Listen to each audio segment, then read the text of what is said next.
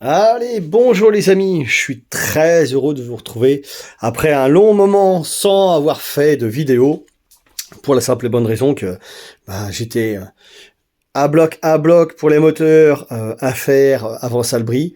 Donc c'est vrai qu'on s'était, il me semble, laissé sur la dernière vidéo du 88 Bidalo Racing Factory que j'avais fait en Euro 2. Et depuis, j'aurais dû faire d'autres vidéos parce qu'il y a d'autres gros moteurs qui sont passés comme j'avais dit, mais j'ai vraiment pas eu le temps d'en faire parce que Salbris arrivait. Donc du coup, il a fallu charbonner pour que les machines soient prêtes et tout. Donc ça a été juste à la dernière minute, surtout que j'ai des moteurs qui sont arrivés vraiment à la dernière minute à faire. Donc c'était trop juste pour faire des vidéos. Donc voilà un petit peu l'absence des vidéos ces derniers temps. Et puis il y a les problèmes de santé, maintenant tout le monde commence à savoir un petit peu que je continue à avoir, et d'autres choses qui viennent s'engendrer là-dessus, mais j'en discute plus sur Instagram, donc ceux voilà qui veulent un petit peu en parler ou voir autre chose, les projets que j'ai faits, parce que j'ai quand même publié pas mal de trucs sur Instagram, donc il y a des vidéos de Salbris, tout ça, que vous pouvez aller voir sur Instagram si vous voulez, un petit peu moins sur YouTube. Voilà, donc vous pouvez aller sur mon Insta, donc tous ceux qui veulent se connecter aussi peuvent y aller, il n'y a pas de souci, allez-y, likez tout ça, connectez-vous, abonnez-vous, ça sera super cool, sur la chaîne YouTube aussi pareil, donc voilà. Là aujourd'hui, on est en train de repartir sur autre chose, sur un montage plus ou moins type origine et petit budget, parce que c'est vrai que maintenant en ce moment c'est un peu la crise pour tout le monde, surtout pour vous les jeunes, hein, quand il n'y a pas trop de sous à mettre dans une bécane et puis ça fait un moment que vous l'avez, et ben là c'est exactement ce qui s'est passé avec ce jeune-là. Il a deux machines, une pour aller au boulot, une pour se faire plaisir, donc il y en avait une qu'il avait acheté qui avait pas de moteur, donc j'ai tout remonté d'origine. Donc là-dessus on est sur un bloc moteur type générique, Carter générique, voilà. Et sur l'autre moto qu'il avait, il avait un moteur AM6. Donc du coup, j'ai récupéré toutes les pièces de générique, boîte de vitesse pour mettre dans son AM6, et le bloc AM6 est reparti dans le cadre de la générique. Et Carter générique, qui sont très très bien pour les passages de vitesse et le verrouillage. J'ai récupéré tout l'ensemble et les périphériques de générique. Boîte de vitesse d'AM6 que j'ai monté là, du coup, maintenant. Donc voilà, hein, pour les vitesses, comme ça, au moins, on est tranquille. Qu'avec le système de verrouillage qui est en dessous, maintenant, vous verrez plus trop, mais avec le système du barillet qui est dans le fond, avec le système d'étoiles, c'est génial. Donc voilà, on est reparti sur tout l'ensemble bloc générique, sauf boîte de vitesse. Donc ça fait un petit montage assez sympa. Et comme je disais qu'on est un petit peu sur du low cost et pas cher, et ben voilà, aujourd'hui, il y aura du moteur force de montée. C'est une marque qui fonctionne très très bien, qui est pas trop chère, un peu comme celle du Scout que ceux qui ont été à Salbris ont pu voir. Donc le nitro, donc ceux qui veulent le voir dans l'intégralité et qui connaissent pas encore, c'est un nitro que je voulais faire pour vraiment pas cher avec le maximum de performance en restant sur du 70 cc réel. Donc dessus, il y a toute la configuration de transmission en moteur force, justement, variation, tout ça, embrayage. 70 Naraku, enfin bon, je vous explique tout ça sur les vidéos sur mon Insta, donc Carbut 24 pas cher, la déco complète Stachis, il y en a pour moins de 300 balles. Et c'est vrai que le Scout, il est vraiment pas mal. Malheureusement, la feuille de banc, l'imprimante ne fonctionnait pas, mais on a sorti 10 chevaux, donc avec un kit Naraku en 70. Tout est d'origine. Vilo stock, Carter stock, tout le moteur est stock. À part la transmission qui a été changée dessus, donc moteur force, allumage Doppler, Carbut 24, mais boîte à clapet, tout le reste d'origine, et 10 chevaux, ce qui est plus que raisonnable pour un cylindre à moins de 70 balles. Après, pour ceux qui veulent aller voir celui-là, le Spitro, bon lui pareil, passer au banc, alors ceux qui veulent des petites infos, allumage jeté comme ça dessus, carburation jeté comme ça, j'ai laissé l'ancien échappement que j'avais, parce que je suis repassé en 70 RT dessus tout neuf, pour la simple et bonne raison que j'avais déjà plein de cylindres en stock. Et puis c'est vrai que ce cylindre-là, je l'aime bien. Dans cette catégorie-là, il y a un petit peu de monde aussi, c'est pas mal. Les autres catégories, il y a bien trop de monde, c'est un peu moins bien foutu. Et puis bon, avec la taille que je fais, le poids et l'âge que j'ai, c'est mort. Moi, c'est plus un petit truc pour me prendre la gueule. Mais franchement, donc un échappement MXS 88-94 sur un 70cc carbut 32 à allumage pété comme ça à la va-vite, calé à 5 mm, gicleur pété comme ça dans le bordel, pneus pas gonflés en plus, parce que forcément c'est toujours le cordonnier le plus mal chaussé. Moi je l'avais pas gonflé. J'ai fait toutes les bécanes à tout le monde, sauf mon truc à moi. J'ai sorti quasiment presque 24 chevaux là-dessus. Donc carburateur revu, allumage revu et pneus gonflés et échappement adapté, c'est un truc, ça se trouve j'aurais peut-être pu sortir 25,5. Donc je suis super content de celui-là. Franchement, il fonctionne super bien. J'ai plus que l'avant à faire et voilà. Après, je serai au top au niveau du poids. Ça sera nickel. Donc voilà pour ça. La MRT, elle a pas roulé puisque Teddy malheureusement n'est pas en mesure de pouvoir rouler. Je sais pas s'il roulera l'année prochaine. Enfin bon, c'était pour ça.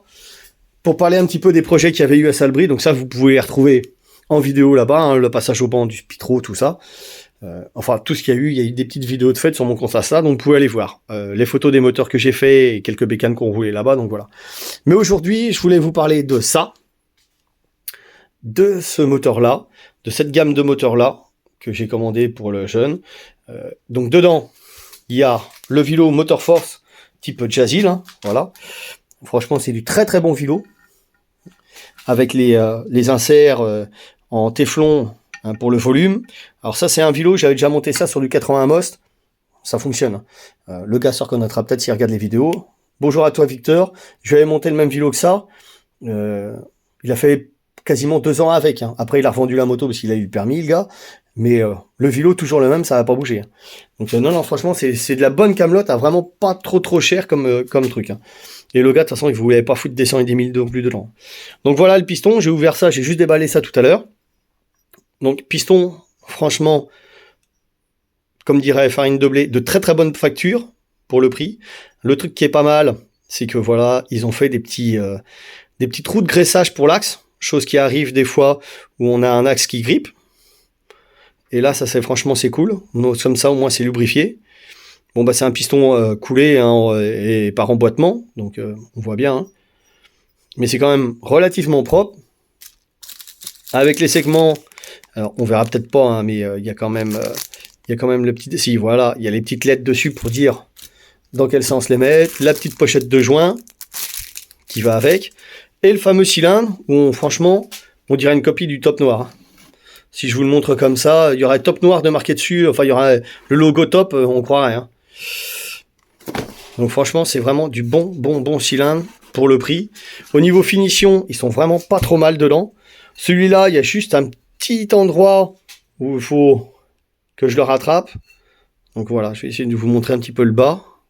Voilà. Vous voyez dans le coin là-bas, il y a juste ça, un petit coup de renvoi d'angle, et hop, ça va être reparti. Mais sinon, niveau finition, ils sont vraiment pas si mal que ça. Hein. Surtout pour le prix, c'est vraiment pas abusé. Alors c'est sûr, hein, on pourrait foutre un petit coup de renvoi d'angle là-dedans, pour améliorer tout ça. Mais le problème, c'est qu'on ne serait pas objectif dans le truc. Donc moi, je vais juste remettre le petit coup de renvoi d'angle dans l'angle ici pour faire une petite mise au carré. Mais sinon, après, le restant, je vais le laisser stock comme il est pour avoir un montage et tout approprié pour qu'on sache, parce que je vais continuer à faire la vidéo là-dessus. Hein. Montage, les images, les photos, je les posterai sur mon Insta. Au fur et à mesure du montage, tout ça. Donc si jamais il y en a qui ont des questions à poser par rapport aux pièces de générique et à M6 qu'on peut mettre dans le bloc, donc ça, il n'y a pas de souci, je pourrais répondre à ça. Et il y aura vidéo de démarrage, rodage, réglage, tout ça, de ce produit-là, mais je vais pas y toucher, je vais le laisser stock comme ça. Le montage sera réglo, et on pourra pas dire, ah bah ouais, mais tu l'as retouché, donc c'est normal qu'il marche bien. Non, je laisse tout comme c'est monté. Juste le petit nettoyage, voilà, pour mettre un petit peu au carré là-bas, c'est pas ça qui va faire que ça va changer les performances du cylindre. Donc c'est vendu avec une douille, tout ça, mais ça sera juste histoire qu'il soit un peu plus propre dans le coin et qu'il n'y ait pas un petit bout qui se décroche. Donc ça, je ne sais plus, je pourrais vous donner le tarif s'il y en a que ça intéresse sur Instagram. Là, de tête, je sais plus combien il y en a fait, mais il y en a pour moins de 150 balles, je crois, hein, un truc comme ça, hein, je sais plus de tête. L'ensemble, cylindre, piston, roulement, voilà, parce que les roulements, donc c'est des petits roulements NTN, et non pas NTM, NTN, donc cage acier, avec les joints spi, enfin tout ce qu'il faut, et de la bonne pièce, franchement, pour se faire une petite config, vraiment, vraiment pas trop mal. Donc, ça devrait marcher plus ou moins bien. Avec un petit... Ah oui, voilà. J'ai oublié de vous dire. Associé avec un petit carbu normalement 19 à la base, mais venturisé en 21. Donc, carbu de 19, venturisé 21. Ça devrait pas trop mal fonctionner. La petite culasse, voilà, pour ceux qui veulent la voir. Franchement, la petite culasse, elle est super propre. C'est vraiment super bien fini à l'intérieur. L'hémisphère, la bande de squish, tout ça, c'est vraiment très propre, vous voyez. Ça change un petit peu des merdes qu'on achète sur... qu'il y en a qui achètent sur eBay ou AliExpress. Donc non, c'est super propre. Donc j'ai mesuré le diamètre. C'est un diamètre 47 et pas un 47,6. Donc ça doit être un 69 cm3. On dirait franchement, on dirait un top noir, 75 top noir. Alors je dis 75 top noir parce qu'il y en a qui vont me dire mais non 70, mais non. Les top noirs que vous avez sur le marché font 75 cc et les top pros font 76. Si vous faites les calculs, vous verrez. Tout le monde dit 70 top noir, c'est pour ça que moi je dis 75 top noir, parce que la cylindrée réelle c'est vraiment 75. Donc celui-là, on doit être sur du 69, 88 ou une connerie comme ça. Mais les vrais top noirs, c'est 75 top noir, 76 top rose. C'est comme les 77 stage 6. Tout le monde dit 77 stage 6, mais ça fait pas 77 cc, ça fait 79. Comme le MHR Team. Le MHR Team fait 79 cc, 52 diamètre, 42 courses. Le stage 6 fait pareil. Le stage 6 fait 42 courses et 52 diamètres. Et pourquoi ça serait un 77? Donc c'est pour ça qu'il y en a des fois, je pense qu'il y a beaucoup de problèmes et de soucis de montage à cause des calculs. Parce que tout le monde part sur des calculs de cylindrées qui ne sont pas bonnes et se retrouve des fois du coup avec des taux qui ne sont pas bons, et c'est pour ça que sûrement il y en a qui cassent des moteurs parce que ils font les calculs mais pas avec les bonnes cylindrées. Donc c'est comme ceux qui montent des 75 top noirs, s'ils font un petit peu de calcul pour le squish, l'auto et machin, s'ils partent sur une cylindrée de 70 alors que ça fait réellement 75, le calcul il est pas bon du tout à la base. Donc je pense que c'est pour ça que tous ceux qui montent des 77 stage 6, alors les 77 stage 6, c'est autre chose, c'est différent, c'est des pompes à vélo. Donc même si on met le joint qui est dessus ou même un joint plus petit, on va pas casser le moteur parce qu'on dépasse pas les 13. Mais en imaginant que la culasse elle avait été mieux faite, que la culasse n'ait pas été décomprimée par chez Stage 6, comme il y a beaucoup de gammes qui sont en train de le faire maintenant, Airsal, Fast, tout ça, qui décompriment les moteurs. Mais en admettant que la culasse n'a pas été décomprimée, le gars, il va monter ça avec une culasse qui comprime bien, il va faire son petit calcul, 77 Stage 6, machin, pi, hop, calcul, croc, course et tout, il va trouver un taux, mais qui va pas être le bon, il va se dire, ça y est, c'est bon, je monte ça, il va empiler tout le moteur, et puis le premier coup où il va tirer dessus au 98, il va tout péter. Donc c'est pour ça que c'est très important. Donc mesurez toujours la cylindrée de votre cylindre quand vous récupérez ça, parce que vous voyez, il y a des trucs ça correspond pas du tout. Faites le calcul, vous verrez sur un top noir, vous faites pi, le rayon, le diamètre de votre cylindre divisé par 2, donc c'est-à-dire le rayon, par la course, et vous verrez que vous tomberez sur 75, je sais plus combien en CC, et pour le top pro c'est un 49,7, vous tomberez sur 76 et des brouettes, et pour le stage 6 pareil, vous tomberez sur du 78 ou 79 et des brouettes, mais c'est pas un 77, donc attention au calcul les gars, c'est très important quand vous montez des trucs comme ça, parce qu'il y en a plein qui pètent des moteurs, parce que ils se réfèrent au soi-disant la cylindrée qu'on annonce au départ, mais qui n'est pas du tout la bonne. Donc voilà, c'était une petite parenthèse pour ça. Donc, tous ceux qui voudraient en voir la suite, vous inquiétez pas, il y en aura une. Montage avec photo, tout ça, essai, réglage. Et puis, sûrement, peut-être que le gars, il en fera aussi. Et il va y avoir aussi, du coup, beaucoup de gros moteurs. Enfin, beaucoup de gros moteurs. Il va surtout y avoir 3 projets qui vont arriver.